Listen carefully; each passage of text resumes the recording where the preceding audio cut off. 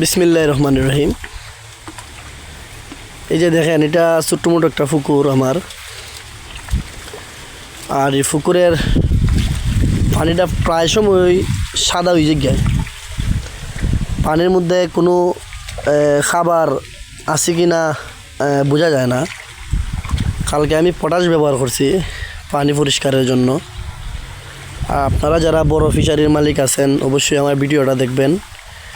কি কারণে আমার পানি এই অবস্থা অবশ্যই কমেন্টে জানাইবেন। আর আমার নিজের খাওয়ার পুকুরিটা তেমন একটা অভিজ্ঞতা আমার নাই, আপনারা অবশ্যই জানাইবেন। আমি অল্প পরিমাণে ফিড ব্যবহার করি। এই যে দেখেন ফিড। আর মাছগুলোও তেমন একটা বলে না, মোটামুটিভাবে আছে। আর আপনারা অবশ্যই কমেন্ট করবেন।